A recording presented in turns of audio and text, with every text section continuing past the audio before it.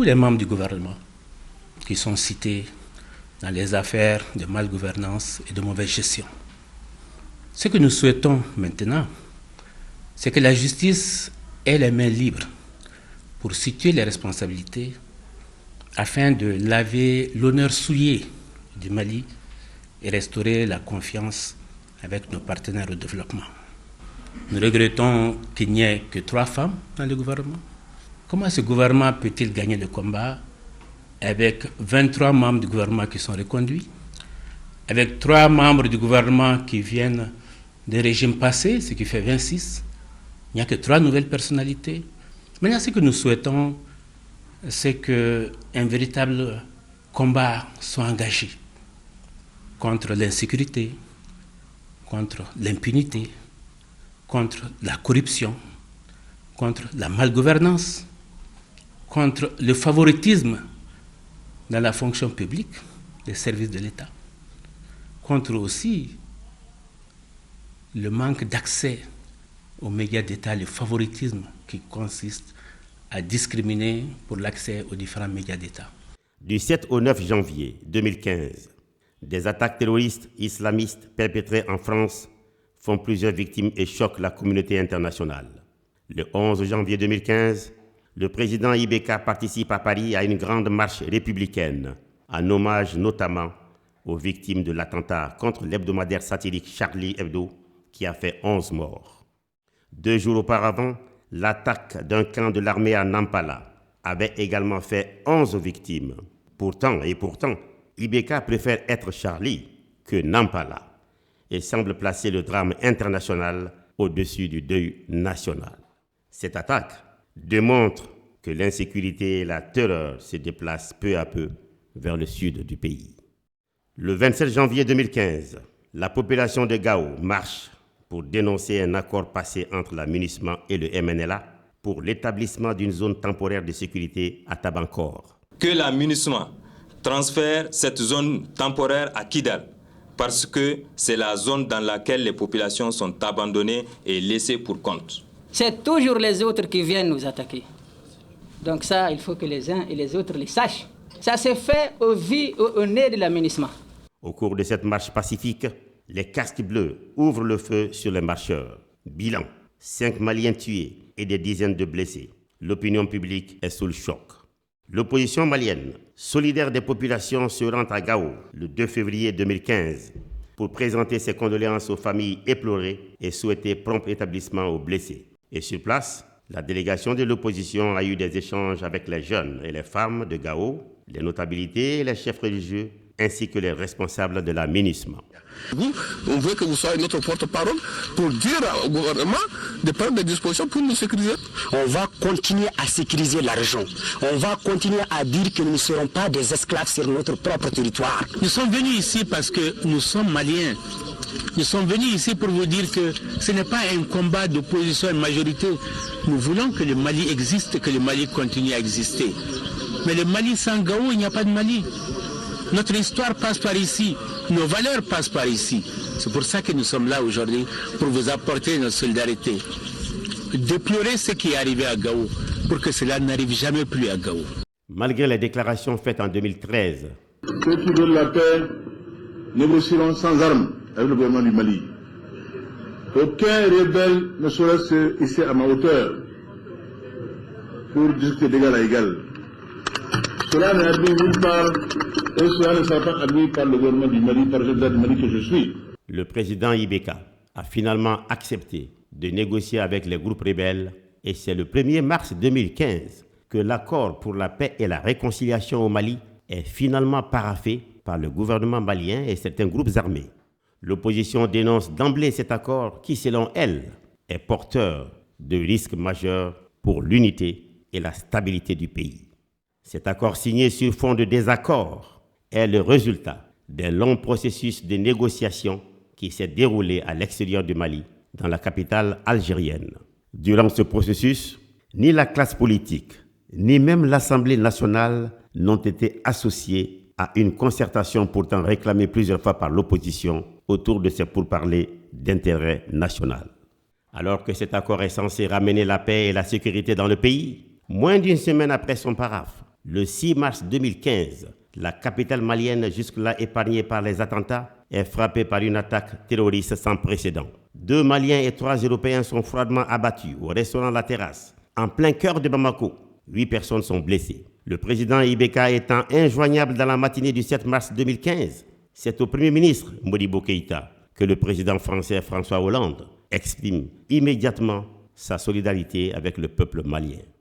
Ousmane est un miraculé. Il a reçu 2 balles dans la poitrine. Entouré par sa famille sur son lit d'hôpital, il repense sans cesse à la mort de son ami. Avec Fabien, ils étaient devenus inséparables ces 2 dernières années. Vendredi soir, comme chaque semaine, ils s'étaient retrouvés pour boire un verre. On était à l'entrée du bar et on causait tous les deux. Au moment où ça s'est passé, j'ai juste senti quelque chose me traverser le corps. Et puis, je ne savais même pas qu'il était mort. C'est le samedi matin que je l'ai appris. Parce que moi, j'ai couru après avoir été touché. Zakaria était lui son meilleur ami. On dansait côte à côte même comme ça. Quand le premier coup de feu a déclenché, là, je pensais que c'était un haut-parleur qui avait pété. Directement, il y a eu un deuxième coup de feu qui a déclenché, donc là, je l'ai perdu de vue. L'attaque du restaurant La Terrasse révèle à quel point Bamako, notre capitale, est vulnérable et démontre les défaillances criardes du système de sécurité d'un pays pourtant en état de guerre depuis plus de 3 ans. La psychose sécuritaire s'installe au sein de la population malienne. Après de longs pourparlers, l'accord pour la paix et la réconciliation débouche enfin sur une signature en 2 temps. Une première fois, le 15 mai 2015, avec toutes les parties prenantes sans la CMA, et une seconde fois, le 20 juin 2015 à Bamako, avec la CMA. Pour les populations déplacées et réfugiées dans les pays voisins, ces signatures devraient être la garantie de leur retour dans un Mali stabilisé et sécurisé. L'espoir est-il enfin permis? Pas vraiment. Oui, pas vraiment.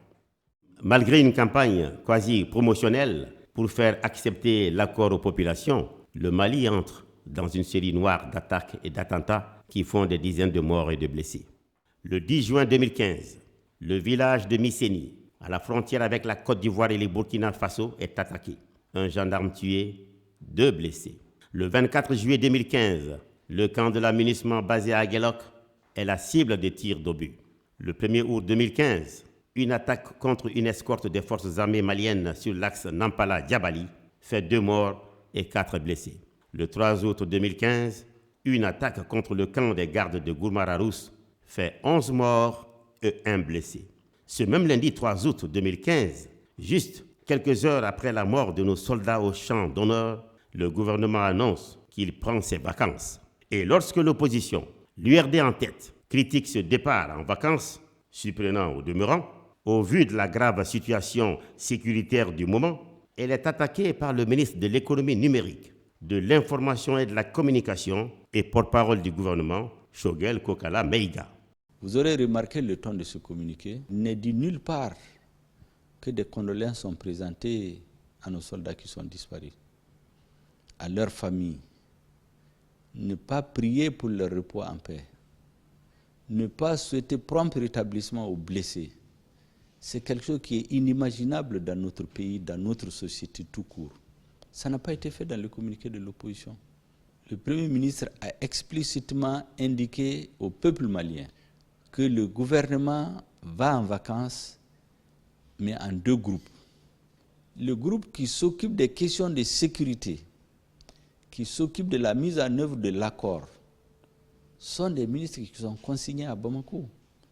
Il s'agit du ministre chargé de la Défense, le ministre chargé de la Sécurité, le ministre chargé de l'administration territoriale, le ministre chargé de la réconciliation nationale, le ministre chargé du développement des régions du Nord qui pilote aujourd'hui le processus de négociation, le ministre des Affaires étrangères et le ministre de la Communication. Et donc j'en appelle au sens de la responsabilité, à l'union sacrée des Maliens, et je suis convaincu que l'opposition tirera les conséquences de ce qui vient de se passer. Voilà, une fois de plus, une grosse gaffe du gouvernement. L'URD, à travers un communiqué en date du 3 août 2015, a condamné les attaques et présenté ses condoléances aux familles des disparus. Ce communiqué, nous allons vous le lire. Communiqué de l'URD.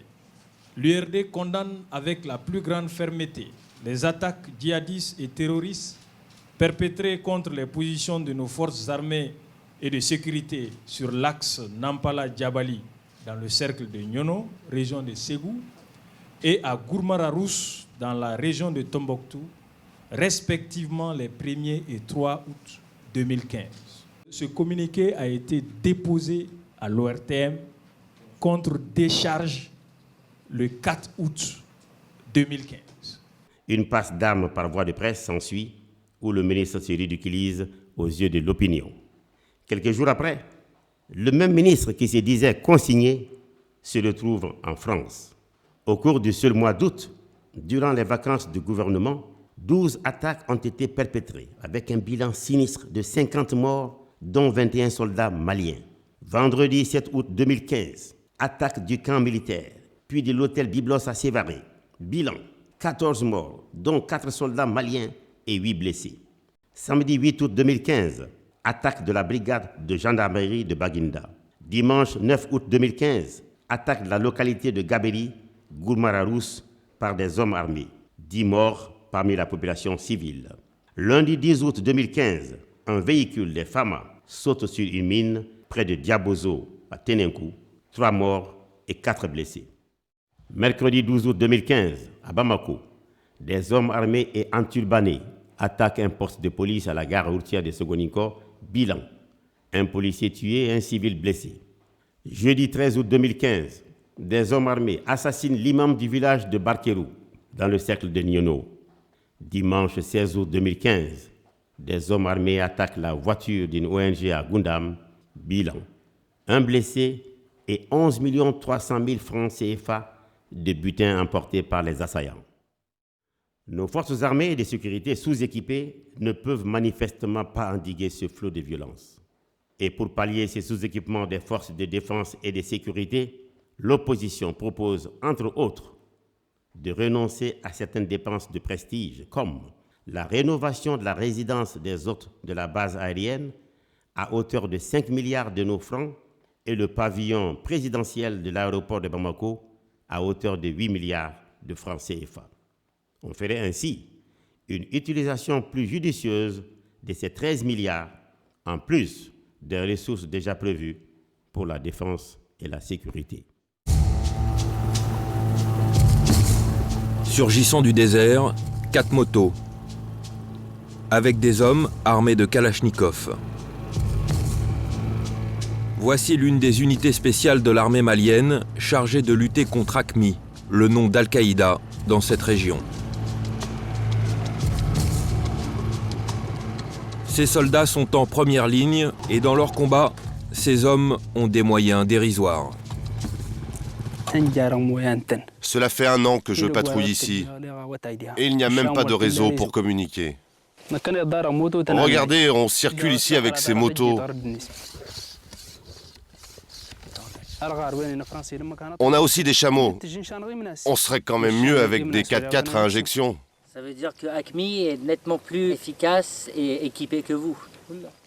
Oui, de très loin.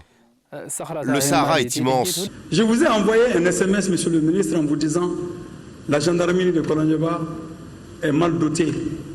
Aujourd'hui, à la gendarmerie de Kolonyeba, ils ont une arme pour 2 gendarmes. Le rapport d'audit demandé par le FMI et déposé le 30 octobre 2014 par le vérificateur général conclut que l'achat des matériels pour l'armée a coûté en réalité 40 milliards au lieu de 69 milliards, soit, tenez-vous bien, une surfacturation de 29 milliards de francs CFA.